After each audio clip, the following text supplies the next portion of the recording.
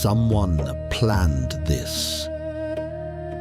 Not the running, not the fear, not the body that is about to hit the floor of a Europa Station corridor in the next 4 minutes.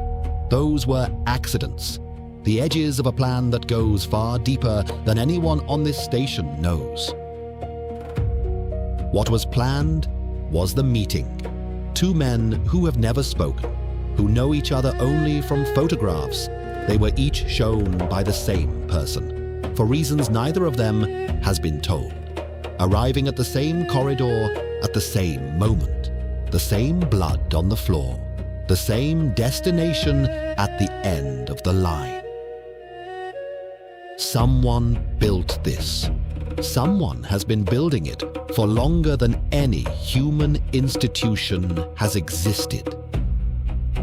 This is the veiled constant. 6 lives, 1 pattern, something ancient running underneath all of it. Chapter 6, Convergence. 13 days before Ganymede. Part 1. The hunter becomes prey. Dr. Victor Kane had exactly 43 seconds before everything he believed about himself died. The knowledge would come in stages, the way all terrible truths do. First, the peripheral awareness, that prickling at the base of the skull, that evolution designed to warn prey when predators approach. Then the cognitive recognition, his conscious mind catching up to what his hindbrain already knew. Finally, the certainty, absolute and terrible, and too late to be useful. But in this moment, Victor was still innocent, still believed the universe operated according to rational principles, still thought being right mattered more than being dangerous. He rounded the corner of the xenobiology lab's auxiliary corridor with his sample case clutched in one sweating palm, his mind 3 steps ahead, planning the next phase of analysis. The organism in the case, the thing he'd smuggled out of the Titan ruins 3 years ago, had shown new activity in the past 48 hours. Metabolic changes, cellular reorganization, as if something was waking it up from across the solar system. The corridor lights flickered, just a microsecond disruption in the power grid that most people wouldn't notice. Victor noticed, had learned to notice everything in 3 years of running, of hiding, of waiting for the moment they'd finally find him. That's when he saw them. 5 men in tactical exosuits materialized from the junction ahead, like nightmares taking physical form. High-end corporate spec, not the cheap knockoffs station security wore, but real military hardware. Composite armor plates over servo-assisted frames, integrated weapon systems, helmet visors that reflected his face back at him in perfect, distorted clarity. A tall, angular shape, sun-weathered skin gone bloodless under the station's cold light. In that reflection, Victor saw himself as they would see him, 6'2" of angular ruin, a tall frame stripped down to sharp edges and bad geometry by 3 years of stress and irregular meals. 40 kilos gone and not coming back until someone let him stop running. Tanned skin gone dry under months of recycled station air.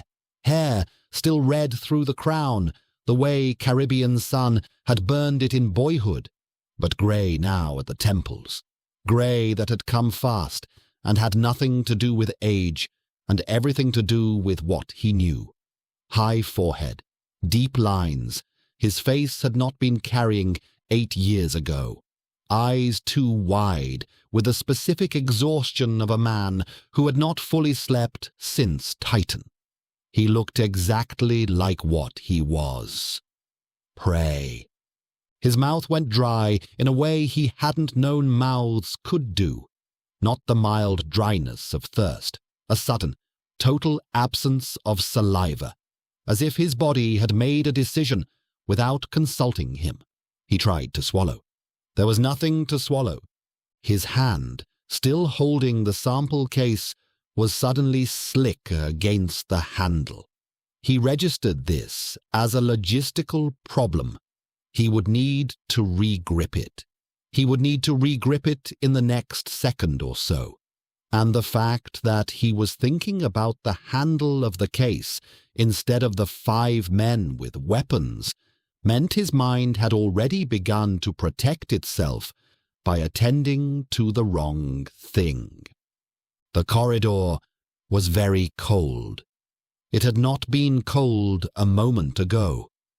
Behind him, 20 meters back, the lab's emergency bulkhead was grinding shut on its automated cycle, a safety feature designed to compartmentalize the station in case of hull breach or contamination.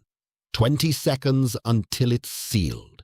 20 seconds of barrier between him and the men who'd come to kill him.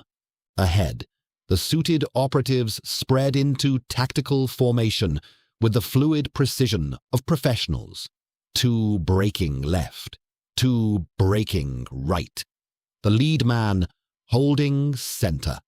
They were cutting off his escape with movements that had been practiced 10,000 times, drilled until they became muscle memory. These weren't station security thugs. These were operators, probably ex-military, maybe current military on contract, the kind of contractors who cost 50,000 ISK per day per man. 5 of them meant someone was spending 250,000 ISK just to ensure Victor Kane stopped breathing. Not arrested, not questioned, dead. Victor was not a violent man. The thought looped like a mantra, like a prayer, like a last desperate assertion of identity before the universe stripped it away. His doctorate was in xenoarchaeological biology. His hands were built for delicate tissue sampling and microscope calibration.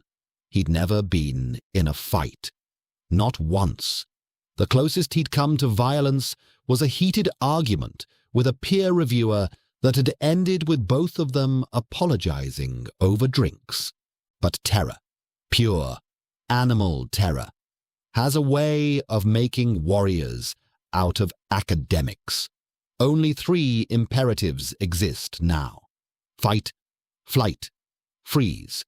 Victor's body chose fight before his conscious mind registered the decision. What his doctoral training had never simulated was what happened to a scientist's mind when the body seized the controls. It didn't go dark. It retreated into the only instrument it knew: observation, classification, the cold, precise vocabulary of a man who had spent 20 years describing things exactly as they were, and who now applied that discipline, with no choice in the matter, to everything his hands were about to do. The lead man raised his weapon. Victor's arm moved with the desperate physics of prey, strength born from the absolute certainty that hesitation meant death. He hurled the sample case at the man's head with everything his 46-year-old frame could generate. Reinforced titanium. 3 kilos. Thrown hard. It caught the man just below his helmet seal. There was a flicker as it connected. Not in the air, in something else, something in the corridor's electromagnetic texture that Victor felt at the base of his skull, the way he had felt wrong angles in the Titan ruins. The feeling was gone before he could name it. The man was on the floor. A sound came out of him. Not a scream. There wasn't time for that. Something more structural. A sound like green wood breaking under its own weight, wet and fibrous, and absolutely final. Then he was on the floor, and the blood was coming, arterial and bright, spreading outward across the polished surface toward Victor's shoes. Victor could not move. His legs had forgotten their function. He stared at the spreading pool, and what he saw next, he would spend the following 3 years trying to explain in ways that did not require the explanation to be true. The blood had stopped flowing, but something in the arrangement of the spray pattern, the geometry of the arterial distribution, the precise angles at which secondary droplets had landed and stayed, something in all of it was assembling. Not the way fluids moved according to physics, according to something else. 7 points. He counted them the way he counted everything. Automatically, the scientist's reflex that never slept even when everything else had. 7 points. In a proportional arrangement, he had catalogued 300 variations of In the Titan ruins before the coalition confiscated his research. The same angular relationships, the same impossible geometric center that sat fractionally off from where a center should be, in a way that made his eyes slide away from it each time he tried to hold it. Not painted, not drawn, emerging from the distribution of the spray the way a face emerged from clouds, except faces didn't emerge from clouds with mathematically consistent proportions. Faces didn't recur. Faces weren't in his research files under a classification that didn't officially exist. His hindbrain recognized it before his cortex did.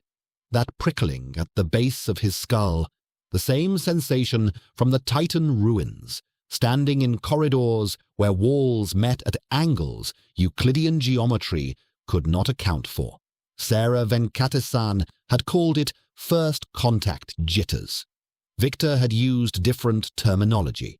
In his private notes, in language his peer reviewers would have ended his career over. Recognition. The sound of approaching boots reached him. His legs remembered what they were for. He ran. He did not look back at the floor, but he had counted 7 points, and he had seen the center, and the difference between pattern and coincidence was the only thing his entire career had been built on. He knew which one this was. The smell reached him a half-second later. Copper first, then the other smell, the honest one. The one entertainment media never quite got right because it wasn't really about death. It was about the exact moment a person stopped being a person and started being a thing. The body wasn't moving, wouldn't move again. The remaining 4 men stared at their fallen comrade for exactly 1.3 seconds. Victor's analytical mind counted despite the terror, despite every rational faculty screaming at him to move. Then they raised their weapons. Victor dove. Pulse rounds tore through the space where he'd been standing.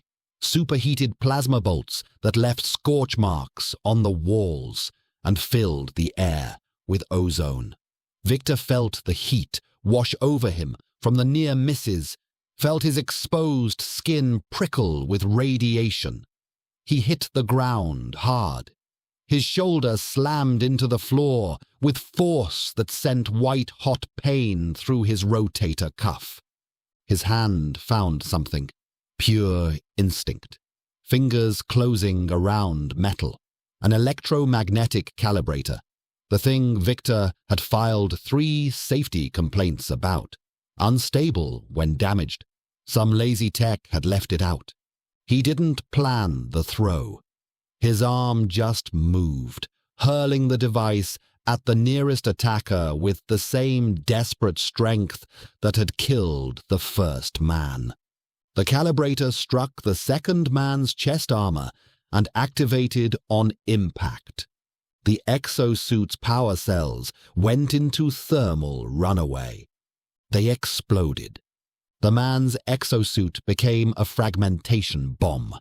The explosion came from inside, energy seeking the path of least resistance through the man's own body. His chest cavity ruptured outward. The sternum broke first, explosive force overwhelming the tensile strength of bone. Then the ribs, snapping in sequence, exploding through the front of his armor like white spears. Blood and tissue matter sprayed across the corridor. Victor saw things he couldn't unsee. Loops of intestine, pale and glistening. Fragments of lung tissue. Something dark, red, and glistening, and absolutely not meant to be outside a body. A piece of rib bone embedded in the wall across from him. Blood dripping down from where it stuck out of the polymer surface. The man remained standing for 2 full seconds, held upright by the exosuit's locked servos, a corpse in powered armor. Then the suit's gyroscopes failed, and he collapsed forward, trailing what remained of his torso across the floor. Victor vomited, couldn't help it. His stomach contracted violently, rejecting the horror his eyes had witnessed.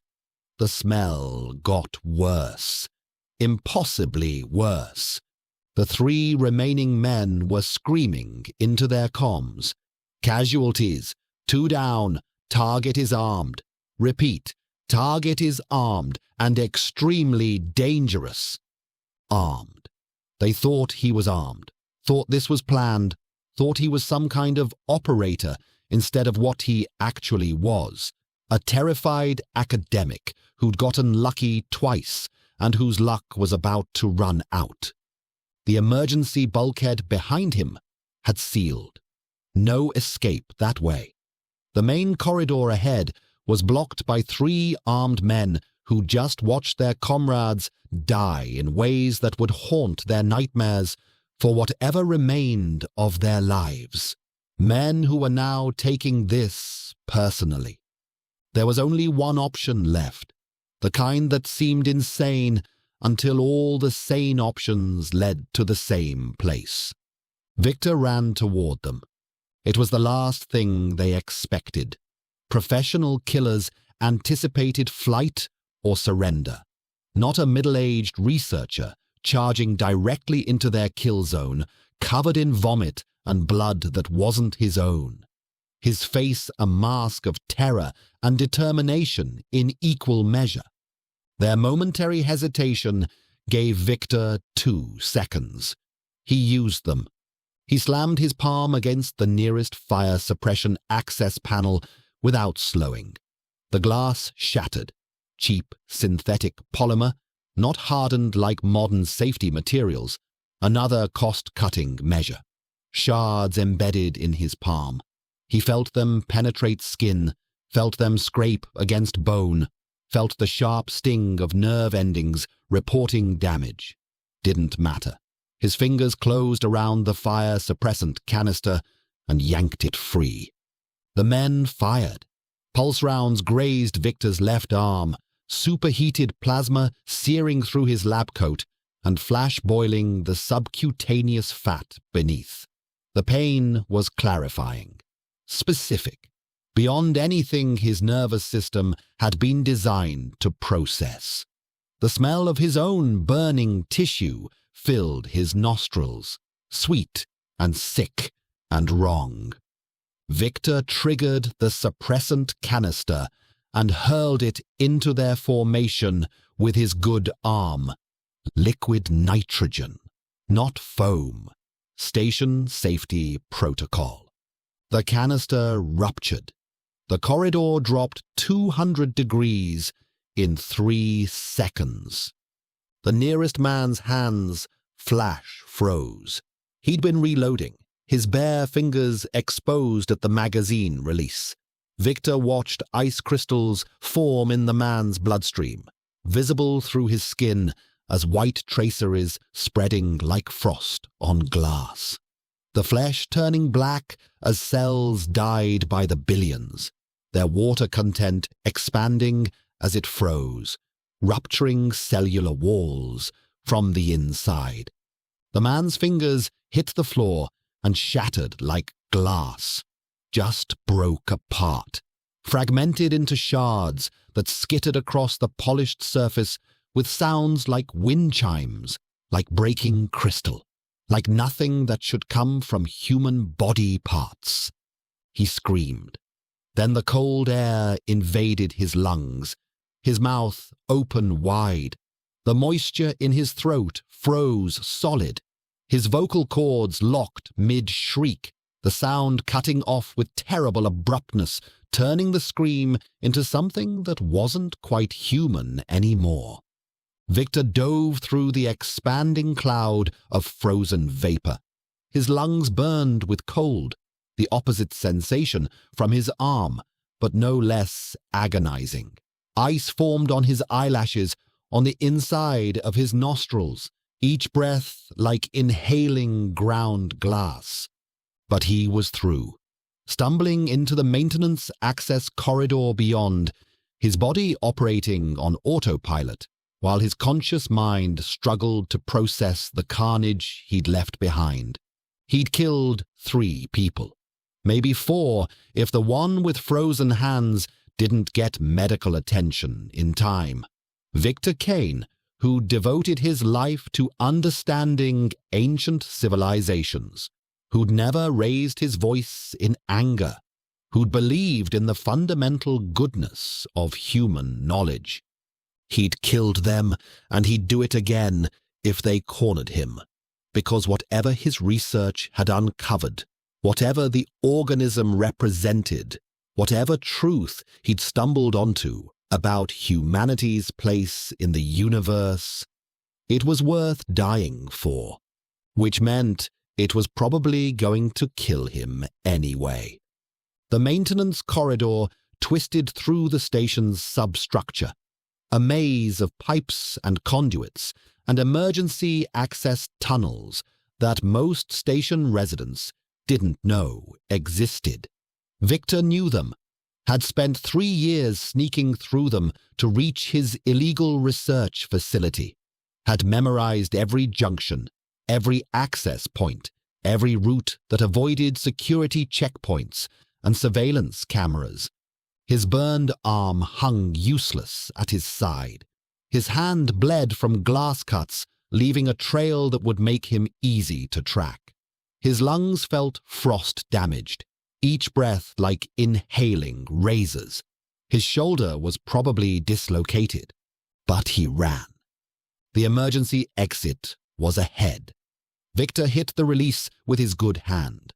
The door exploded outward, and he tumbled through into Europa's main habitat corridor, into crowds of civilians going about their daily routines, into noise and light and the relative safety of public space. People screamed. Of course they did. A bloodied man in a torn lab coat, bursting from a maintenance access, one arm hanging useless, face covered in frost, smelling of vomit and burned flesh. He looked like he'd just escaped from hell. He pushed through the crowd, using his good arm to shove people aside, leaving a trail of blood from his wounded hand. The crowd parted around him, people's instinctive reaction to obvious danger. No one tried to stop him. This was Europa Station. Survival meant minding your own business. Somewhere in the debris of the fight he'd left behind, the lead operative's exosuit lay with its sensor arrays dark, its impact systems inoperative, its failure pattern unlike anything a maintenance review would explain. The sensor failure would not go unnoticed, not on the shuttle to Juno's reach, not by anyone who understood what such a failure meant. Part 2. The Convergence. David Chen had been on Europa for 10 days. and the monotony was starting to feel like its own form of torture. But it wasn't the boredom that kept him awake at night. It was the feeling that something was watching him, always watching. Eyes he couldn't see, tracking his every movement with patient, mechanical precision. The assignment had changed mid-flight. Ganymede first. 3 weeks in a secure facility, reviewing books Meridian had acquired through channels David knew better than to ask about. The work was illegal. The work was finished 2 days ahead of schedule. In the Ganymede files, he had found something he hadn't been able to put down. Decisions attributed to Rebecca's direction that had, on closer analysis, served someone else's interests more than hers. Orders she'd passed down that seemed to constrain her own operation rather than expand it. Rebecca Torres was running a plan. David was less certain, now, that it was entirely her own. Then Europa. The station hung in Jupiter's shadow like a tumor, all grey composite and recycled air, and the constant background hum of radiation shielding working overtime against the magnetosphere's fury. Everything smelled of ozone and human fear compressed into 2 small spaces. The gravity was wrong, 0.13 Earth normal, just enough to make his inner ear insist that something was fundamentally broken about physics. The message came that morning. Text only. No sender. Report to Section 7, Level 3, Suite 714. 1400 hours. No explanation. No context. Just instructions delivered with the casual certainty of someone who knew he'd obey. His wrist display read 1347. 13 minutes to Suite 714. He shouldered his bag and left the housing unit. The moment he entered the corridor, the feeling intensified. Eyes everywhere, invisible, unblinking. David forced himself not to scan the crowd for watchers he knew he wouldn't be able to see. Kept his gaze forward, stride purposeful, face carefully neutral. He was passing through a market section when the crowd ahead suddenly surged backward. The movement was instinctive, collective, people responding to a threat their hindbrains recognized before conscious thought caught up. David looked up just in time to see a man stumble into the main corridor from a maintenance access, bleeding from his hand, blood dripping steadily onto the station's polished floor, left arm hanging at an unnatural angle, face pale with shock, eyes too wide, breathing rapid and shallow. But it was the smell that made David's analytical mind snap into focus. Burned flesh, vomit, blood, and something else. Antiseptic cold, like someone who'd been exposed to extreme temperatures. And David knew him. The recognition hit like a physical blow. That face, not from memory, from a photograph. Rebecca Torres had slid it across her desk back on Mars, her manicured nail tapping the image. "Someone you'll meet eventually," she'd said, her voice carrying that knowing amusement that made his skin crawl. "When the time is right, Dr. Victor Kane, brilliant xenobiologist, paranoid, desperate, exactly the kind of man who thinks he can outrun people like us." She'd smiled then, the expression never reaching her eyes. "You two have more in common than you might think." David had studied that photograph for hours afterward. The high forehead, the intelligent eyes, the grey at the temples that spoke of stress more than age. He'd wondered what Victor Kane had done to attract Meridian's attention, what secrets he carried, what trap was being set with David, as one of the pieces. Now here was that same face, twisted with pain and fear, covered in frost and blood. Their eyes met. Victor Kane stopped moving. Recognition flooded his features, and with it, something that looked almost like relief, mixed with terror. "You," Victor breathed. Recognition, not greeting. The word forced out on one of the few breaths he had left. His eyes had gone too wide, the whites showing all around. The accent surfaced in it. Afrikaner consonants, clipped and hard. The voice of a man too exhausted to manage how he sounded. Chen, the accountant. David's mouth had gone dry before his mind caught up to why. The face in front of him. The photograph on Rebecca's desk 3 months ago. Her nail tapping the image. Her voice saying, "When the time is right. She told you about me." Victor tried to speak. Nothing came. He swallowed, tried again, and what came out was a fragment. 3 months ago. Showed me your... He gestured at his own face, helplessly, as if he couldn't find the word for it. Said I'd know, when I needed to know. Needed. The word Rebecca had used with David too. Victor's eyes went past David to the corridor behind him, to the first sound of boots. His attention drifted and came back. Didn't think it would be. He didn't finish that either. David understood the shape of what he wasn't saying. He understood it not because Victor had explained, but because David had been standing in exactly the same position 3 months ago, in a different office, looking at Victor's photograph without knowing why he was being shown it. Rebecca Torres had put Victor in his hand, and David in Victor's, and had timed the moment of recognition to the second. The crowd around them was growing restless, people sensing violence approaching.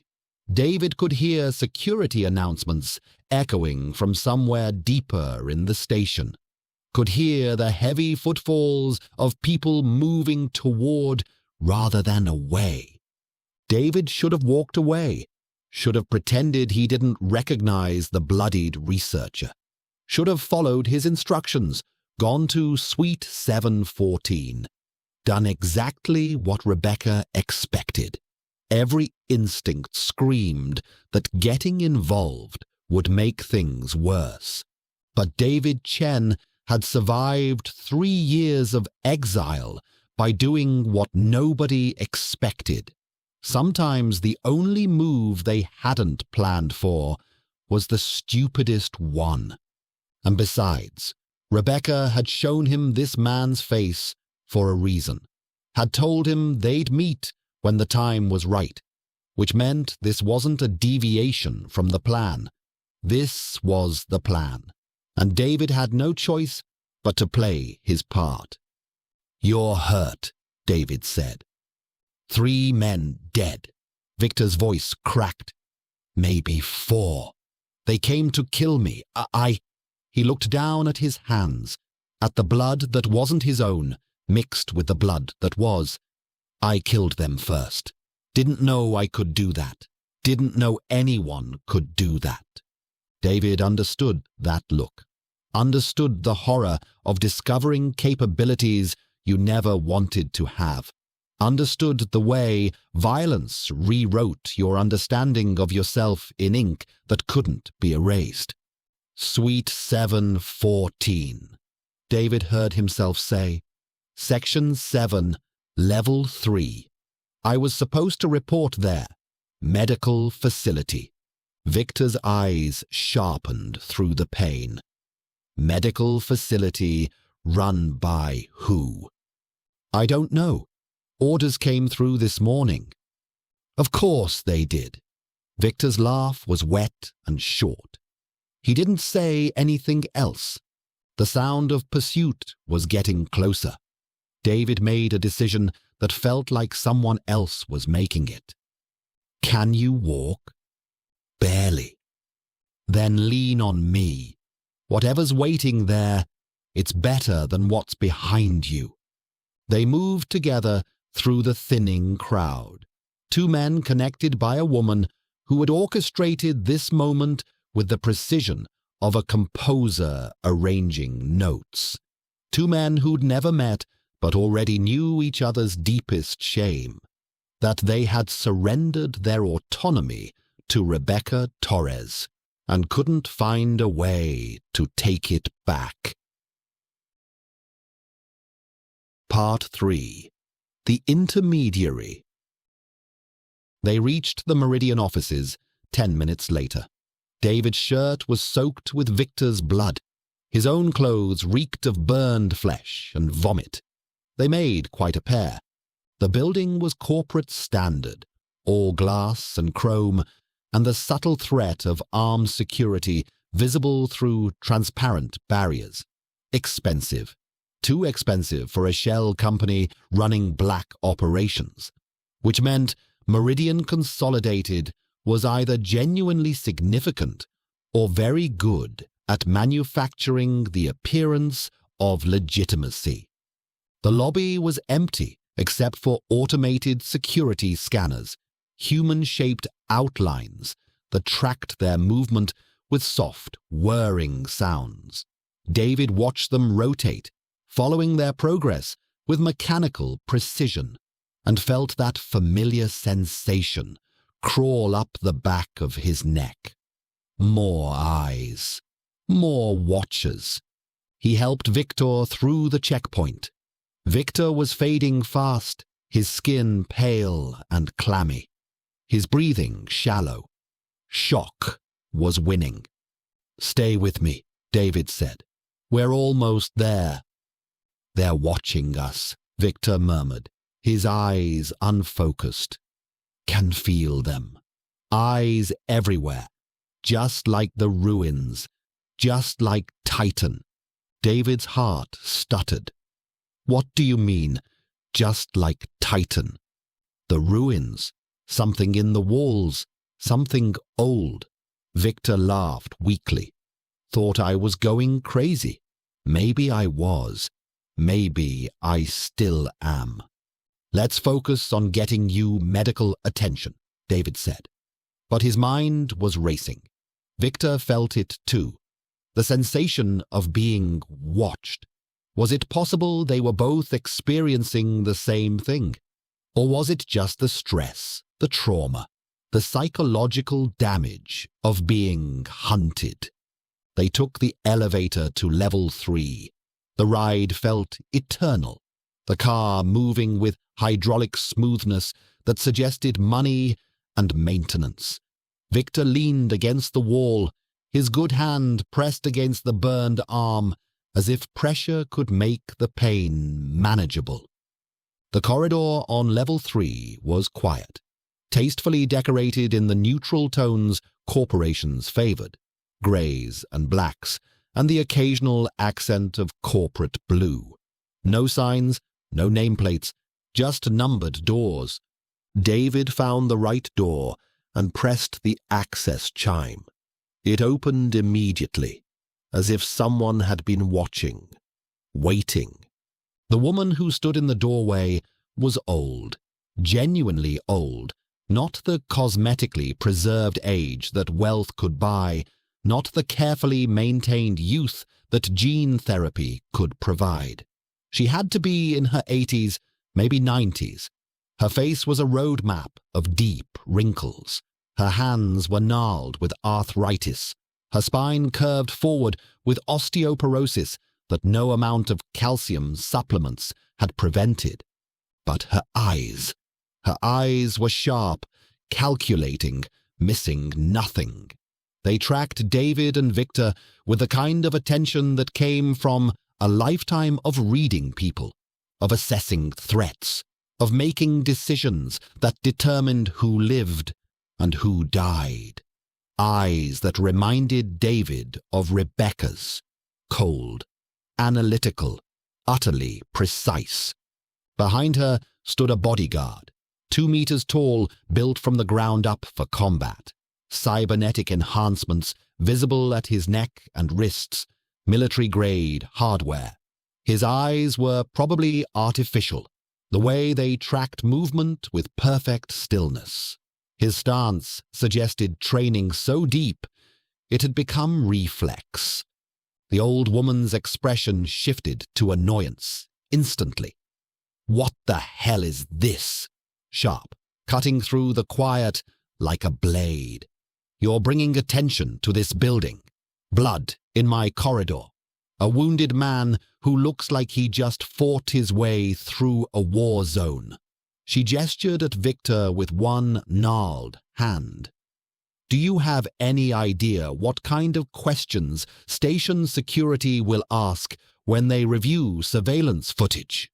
David felt the bodyguard's attention sharpen, saw his hand drift toward a weapon concealed somewhere in his jacket. The old woman took a breath, deep and controlled. When she spoke again, her composure had returned, smooth and professional, as if a switch had been flipped. "Come inside, quickly, before anyone else sees you." The office beyond was Spartan. A desk, a few chairs, walls lined with data storage units humming softly with climate control. No personal touches, no photographs or artwork. The space felt temporary, transitional, a place people passed through but never stayed. Small black domes in the ceiling corners, sensors embedded in the walls, a faint electronic hum that permeated the space like a heartbeat. The room wasn't just an office. It was a surveillance chamber. Every word spoken here was being recorded, every gesture captured, every micro-expression analyzed by algorithms that never slept. "Credentials," the old woman said, extending a gnarled hand. David transferred his authorization codes. Her expression remained unreadable as she reviewed them on her own device. Behind her, the bodyguard had moved closer, his posture shifting from passive observation to active protection. "David Chen," the old woman read aloud. "Former Coalition Deputy Director of Economic Policy. Current status, exile. Contract holder with Meridian Consolidated." Her eyes lifted to meet his. "Rebecca speaks highly of you, says you see patterns others miss." David said nothing. Victor swayed beside him, barely conscious, his blood dripping steadily onto the expensive carpeting. The old woman's fingers moved across her device with surprising speed for someone her age. David's tablet chimed. Incoming data transfer. Files populated on his screen faster than he could process. Financial records, shipping manifests, access codes, coordinates for his next destination. "Your next assignment is on Juno's Reach," the old woman said. "You'll review the financial operations of 3 subsidiary companies. The documents I've transferred contain everything you need. Study them during transit. You'll have questions. Most of them won't be answered until you arrive." She paused, her gaze shifting to Victor. Something flickered in her eyes. Recognition, interest, fear. Gone too quickly for David to read, but it had been there. "This wasn't part of the arrangement," she said flatly. "He found me in the corridor," David replied carefully. "We've been made aware of each other through Rebecca." The old woman's eyes narrowed. David read it on her face, the recognition, the pattern she'd seen before. Other pieces, other people discovering they weren't alone on the board. "What's his field?" the old woman asked. "Xenoarchaeology, biological analysis of pre-human artifacts." The reaction was immediate and unmistakable. The old woman's eyes widened fractionally. Her breathing changed, just slightly, just enough for David's analytical mind to catch it. Her hand tightened on her device, knuckles going white despite the arthritis. She knew what that meant, knew what Victor represented. Her eyes moved to Victor then, not to his injuries, not to the sealed burns or the evidence of the corridor, to his hands. She looked at them the way a person looks at something they have known about for a very long time and have only just been permitted to see. When she spoke again, her voice was cold, the voice of someone who'd given orders that ended lives and lost no sleep over it. Medical facility, 2 floors up.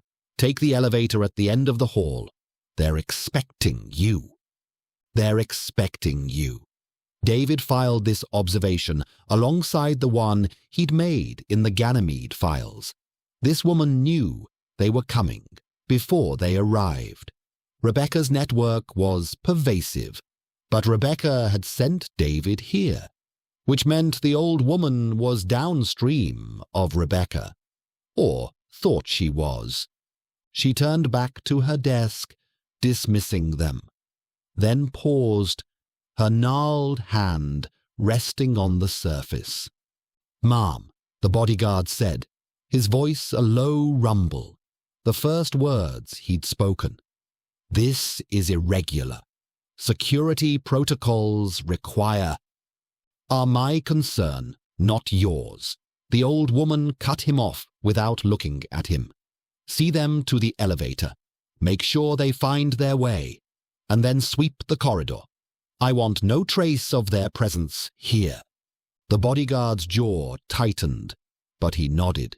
His eyes tracked David and Victor as they moved toward the door, his hand never leaving his weapon. They walked toward the elevator in silence. The bodyguard followed at a distance that was both protective and threatening, close enough to intervene, far enough to draw and fire if necessary. David's mind raced. They'd been tracking Victor, known what he'd found, maybe waiting for this exact moment. As the elevator doors began to close, David saw the old woman emerge from her office, saw her speak quietly to the bodyguard, saw the man nod and pull out a communication device. Then the doors closed. Victor's head lolled against David's shoulder. "We're dead," he whispered. "You know that, right? We're already dead. They're just deciding how to dispose of the bodies." David didn't respond, because Victor was probably right. Part 4. Violation. The corridor on the medical floor was different from the corporate blandness below. David knew it immediately. The smell of antiseptic so strong it made his eyes water, the particular quality of light from full-spectrum LEDs designed for surgical precision, the absolute cleanliness that suggested regular sterilization protocols. And the cameras. David counted 6 in the corridor alone, all pointed at them, all tracking their progress with the relentless attention of predators watching prey. 2 women in medical whites waited for them. The older one stepped forward with a smile that was practiced, perfected, completely empty of warmth. "I'm Nurse Practitioner Hayes. This is Nurse Kim. We've been expecting you. Please, this way." She led them into a large room divided into multiple bays, each with a medical bed and privacy curtains. The equipment was state-of-the-art. Diagnostic scanners that cost more than David had earned in a year, IV stands with integrated drug delivery systems, surgical lights that could adjust their spectrum with voice commands, too much equipment for basic wound care, too sophisticated for a corporate office building. This was an operating theater, hidden 2 floors above a shell company's administrative space. More cameras in here. David counted 8, all positioned for optimal coverage, all watching. "Bay 3 for you," Hayes said, gesturing to Victor. "Bay 5 for you, Mr. Chen." David shook his head. "I'm not injured. I just need to clean up. Victor is the one who needs treatment." Hayes's smile didn't waver, didn't change, didn't acknowledge that he'd spoken. "Standard procedure, Mr. Chen. We need to examine both of you. Please disrobe and get into the bed. We'll bring you fresh clothes." Something in her tone made David's skin crawl. Too calm, too insistent. The way someone talks to a child or a patient they don't consider capable of making their own decisions. But Victor was swaying on his feet, barely conscious, his skin going from pale to grey. They needed help. He needed help. And this was the only option they had. David moved to Bay 5, while Nurse Kim helped Victor to Bay 3. Through the gap in the curtain, David could see them beginning to remove Victor's blood-stained clothes. Saw Victor try to protest. "Wait, I can... let me." "Shh." Kim's voice was soft, almost maternal, but underneath it was something else, something that made David's hindbrain scream danger. "Just comply, Dr. Kane. Everything will be okay. We're here to help you. Just relax.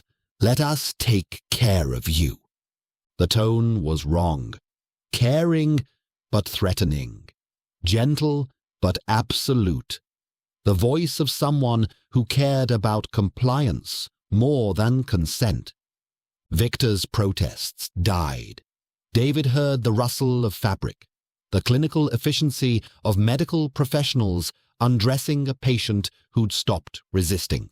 Victor made a small sound, not quite a whimper, not quite a sob, the sound of dignity being stripped away along with clothing. David undressed slowly, folding his clothes with deliberate care, buying time to think. The bed was cold when he got into it, the sheets crisp and unwelcoming, hospital corners so tight they felt like restraints. Hayes moved with practiced efficiency. "Just a mild sedative, Mr. Chen, to help you relax while we work. This will make the examination more comfortable." "Wait, I don't need..." The curtain snapped closed between the bays with a metallic rasp of rings on rails, cutting him off from Victor, preventing them from communicating, from resisting together. "This won't hurt," Hayes said. Her hands were already on his arm, swabbing the injection site. "Just a little stick. You'll feel better soon. Everything will be easier." David tried to pull away. Hayes's grip tightened, surprising strength in those clinical hands, strength that suggested she'd done this before, many times, to people who didn't want it. "Mr. Chen," that same tone Kim had used, loving, gentle, terrifying in its absolute certainty. "You need to comply. Stop fighting. It's easier if you don't fight." The needle slid into his vein with professional precision. David felt it immediately, cold spreading up his arm, into his chest, into his brain, like ice water through his circulatory system. The room tilted. Hayes's face swam in his vision, that smile never changing, professional and empty and absolutely inhuman in its perfection. He heard Victor cry out from behind the curtain, a sound of protest quickly muffled, the sound of someone being held down, being silenced. "Sleep now," Hayes said, her voice coming from very far away. We'll take care of everything. When you wake, you'll be ready for what comes next." And David fell into darkness. The dreams were wrong. Not nightmares exactly. Nightmares had structure, had narrative, had beginnings and middles and ends, even if those ends were terrible. These were fragments, impressions, sensations without context, the symbol appearing in darkness, its 7 points pulsing with light that hurt to perceive. The geometric impossibility at its center, trying to fold David's consciousness into dimensions his brain couldn't process. Rebecca's face, her hands on him, her voice commanding, his body responding despite his mind's horror, pleasure and violation so intertwined they became indistinguishable. And eyes, thousands of eyes, watching from every direction, embedded in walls and floors and ceilings, in the fabric of reality itself. Eyes that never blinked, never looked away, never stopped their patient mechanical observation. David tried to run, but the eyes followed him. Tried to hide, but they found him. Tried to close his own eyes, but saw them there too, watching from inside his skull, recording his thoughts with the same relentless precision as they recorded his movements. Being touched, being moved, being manipulated like a doll while his consciousness screamed silently, feeling hands on his skin, feeling water, feeling grooming, feeling dressed, all of it happening to his body while his mind was locked away, trapped, forced to observe without ability to resist. The symbol again, larger now, closer, trying to imprint itself on his neural tissue, and through it all, that sense of being watched, of being assessed, of being judged against some criteria he didn't understand and found acceptable, or acceptable enough, or useful. Time lost meaning. He might have been under for minutes or hours or days. Then consciousness began to claw its way back. David woke to pain, not physical pain, though his head throbbed rhythmically with each heartbeat. This was deeper, the pain of violated boundaries, of bodily autonomy stripped away, of consciousness stolen and used without permission. His mouth tasted like copper and chemicals. His tongue felt thick, coated in something bitter. His vision swam, the world refusing to come into focus. David.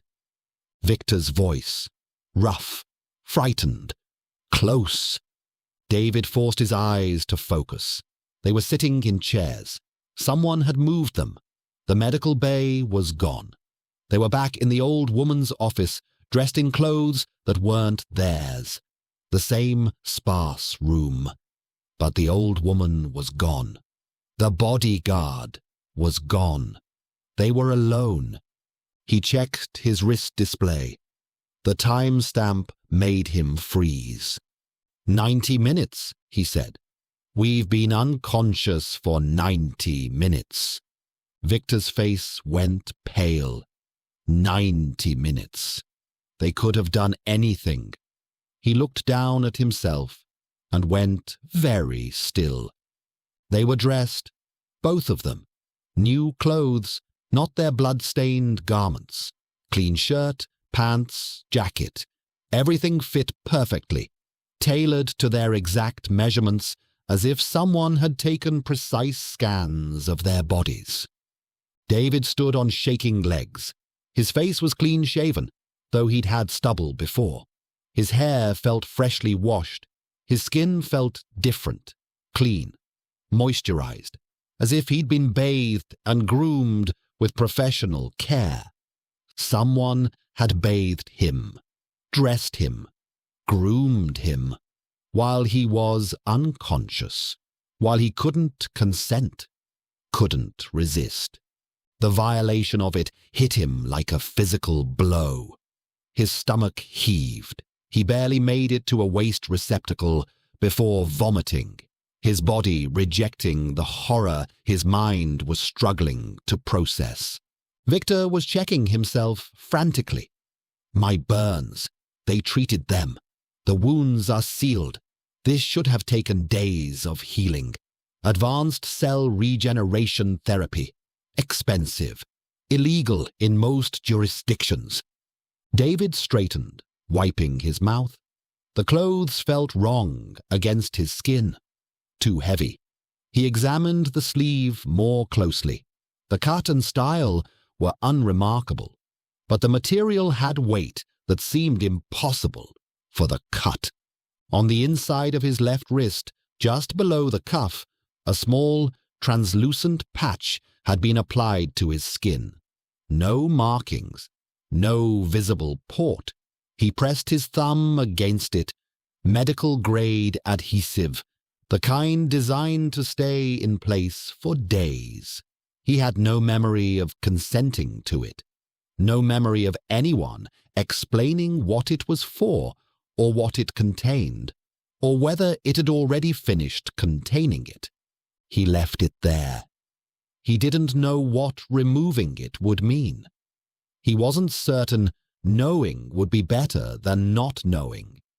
Victor's hands were moving over his own chest, the same slow inventory, the same moment when the weight registered and his expression changed.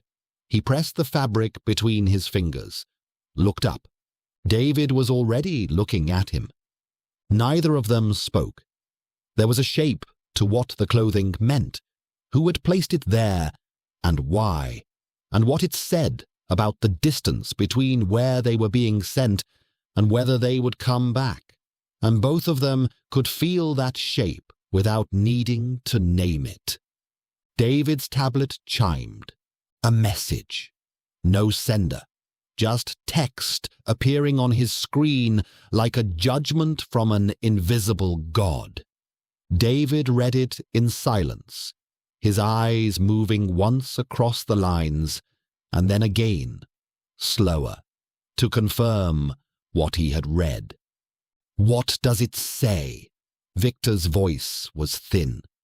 David didn't trust his own voice yet. He held the tablet so Victor could see. Kane leaves with you. Bay 7. 1 hour 47 minutes. The clothes are the second gift. The first was the hour during which you were unaware of us. The words vanished from the screen a moment after Kane's eyes found them. No history, no trace, as if the reading of them were the only evidence that the message had ever existed. Kane made a sound in his throat, not quite a sob, not quite a laugh. David lowered the tablet. David stood there, the tablet shaking in his hands, and felt something he hadn't felt since the coalition destroyed his life 3 years ago. Pure, distilled helplessness. The understanding that he had never been free, that his choices had always been illusions. They'd drugged him, undressed him, bathed him, dressed him in armored clothing like he was a doll being prepared for war, all while he was unconscious, all without his consent. And now they were reminding him of the cost, as if the cost gave them the right to keep going. We have less than 2 hours, David said. We need to move. Bay 7. Can you walk? Kane nodded, just nodded, his body operating on autopilot, while his mind tried to process the impossible. They left the office. The corridor outside was empty. No old woman, no bodyguard, no nurses with their terrifying maternal voices, just empty corporate hallways and the hum of life support systems. As if none of it had happened. As if the 90 minutes of unconsciousness had been a collective, hallucination. But the armored clothing was real. The healed wounds were real. The message was real. The violation was real. Part 5. The Revelation. They walked toward the lower levels in silence. Neither man spoke. What was there to say? They'd been violated in ways that had no words, ways that made them complicit in their own degradation simply by continuing to move forward, to comply with instructions delivered through anonymous messages. Kane broke first. His breathing accelerated, becoming rapid and shallow. His steps faltered. He grabbed the wall for support, his whole body trembling. "I can't," he gasped. "Can't breathe. Can't." Panic attack. Full blown. His sympathetic nervous system flooding his body with stress hormones.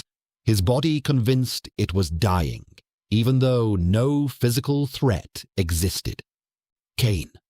David moved in front of him, hands on his shoulders. "Look at me. Just me. You're having a panic attack.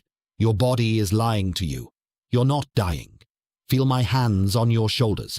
That's real. Focus on that." Kane's eyes found David's, wild, terrified, drowning in neurochemistry. "Count with me," David said. "In for 4. 1, 2, 3, 4. Hold for 4. Out for 4. Again." They breathed together, slowly, painfully.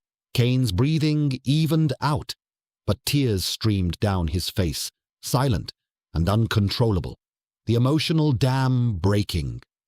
"They touched me," Kane whispered, "while I was unconscious.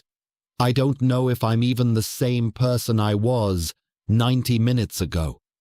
They walked, Kane's panic slowly receding, but never fully gone, always lurking at the edge of his awareness.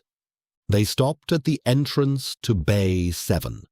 Through the transparent barrier, David could see the shuttle. Sleek, corporate standard. Its loading ramp extended like a tongue. Neither of them spoke. There didn't seem to be anything left to say, or else what was left to say wouldn't fit in the time they had to say it. They walked up the ramp side by side, dressed identically in armor that wasn't theirs, and the bay doors cycled closed behind them. The shuttle was empty except for the pilot, a woman who looked up as they boarded, her expression neutral. Young, maybe 30, with a kind of face that suggested she'd seen things that had stolen any capacity for surprise. "Chen and Kane, that's us. Buckle in. 6 hours to Juno's reach. Facilities in the back. Foods in the galley. Don't touch anything marked red." She turned back to her pre-flight checklist without waiting for acknowledgement. They found seats and secured their restraints. The shuttle rumbled to life, engines cycling up with a steady building whine. Through the viewport, David could see Europa Station's docking bay. Other shuttles coming and going, the massive bulk of Jupiter hanging in the black beyond, its bands of color and storms visible even at this distance. Beautiful, terrible, indifferent. The shuttle detached with a gentle lurch. Thrusters fired. Europa began to fall away. Kane was quiet for a long time, watching the stars through the viewport.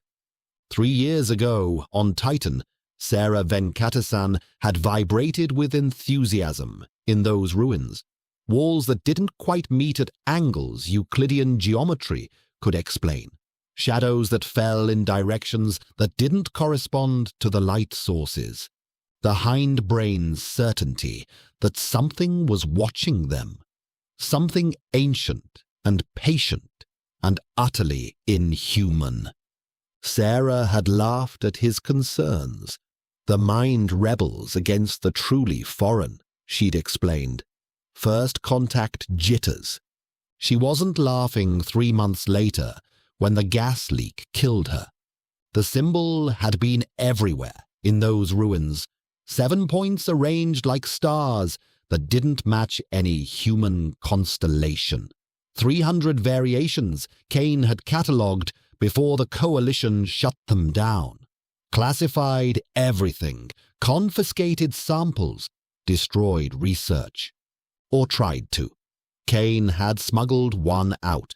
The dormant organism Sarah had opened the first stasis chamber to find. The thing that had moved in her gloved palm after millions of years. "It knows," Sarah had whispered. "It knows we're here." When he spoke, the words came out in the wrong order, which was how Kane had learned to tell a thing he didn't want to say. The organism's been moving. David waited. For 3 years, it's been stasis, dormant. I checked it every week. I took samples. I watched. Kane's hands had stopped shaking, finally, and were now lying in his lap with the stillness of hands that had forgotten they were supposed to do anything. 3 months ago, it started to respond. Not to me. To something else. Something outside the lab. Something I couldn't measure. From where? Kane didn't answer immediately. When he did, his voice was quieter. I mapped the orientation of the cellular changes, where the organism was responding from. Geographically. I mean, gravitationally. I mean where in the system it was pointing. Kane. It was pointing at the belt, David. At specific coordinates in the belt. David felt something cold arrive in his chest and settle there. "The money," he said. "What money?" 4.3 trillion ISK. 7 years of shell companies. All of it routing to coordinates I couldn't place until today. David pulled up the navigation display and turned it toward Kane. "I think this might be a problem."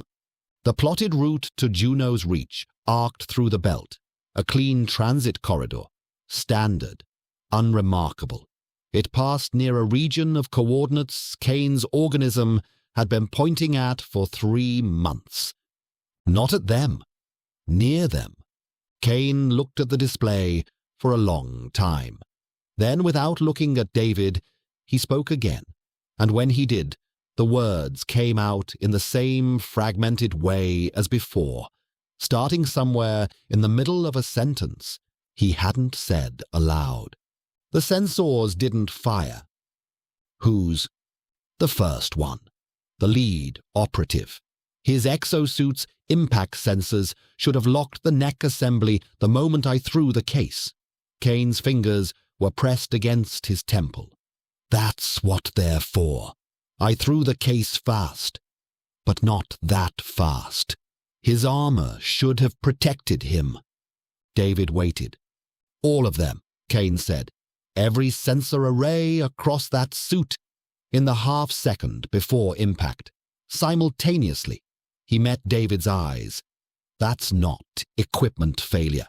That's something narrow-band, targeted, deliberate. Something outside the fight. Something that acted first. They looked at each other. Neither of them said what that meant. David thought about the flicker he had felt at the base of his skull the first time he'd walked into the Meridian lobby, about the sensation in the corridor earlier, watching Kane emerge bloodied and frost-burned from a maintenance hatch, the sense of having been positioned there, precisely, by something he couldn't see. Kane was watching him. "You've felt it too," Kane said.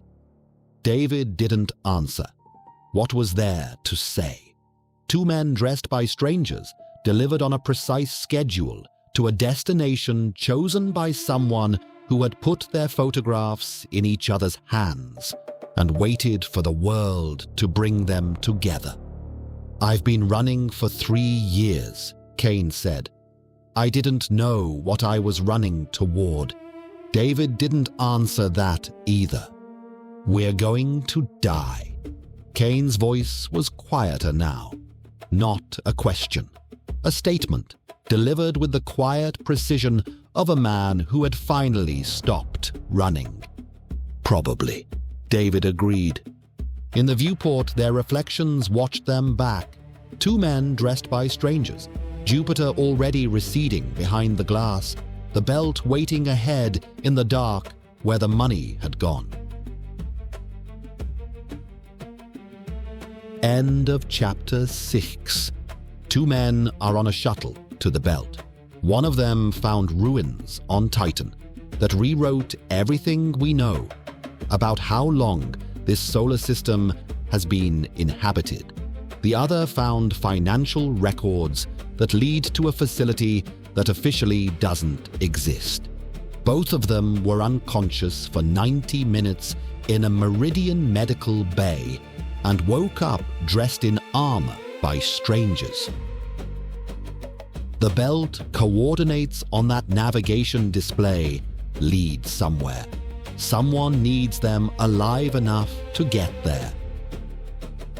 Elsewhere in the outer solar system, a ship is running dark.